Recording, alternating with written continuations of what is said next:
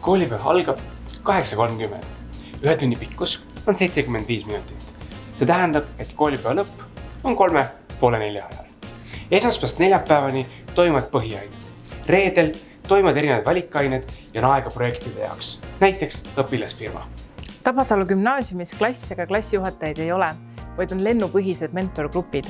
Kuid oma lennu- ja koolikaaslastega kohtud sa pidevalt valikainetes, ühisloengutes ja ka kooliüritustel. Õpetajad leiame avaliku konkurssi teel.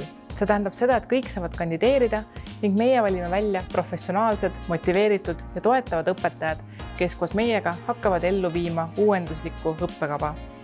Seda, kui palju on koolis erinevaid üritusi, kui aktiivne on õpilasesindus ning kui palju räägivad õpilased kaasa koolielu korraldamises, sõltub ka õpilastest endast, kuid meie omalt poolt toetame ja soodustame seda igati.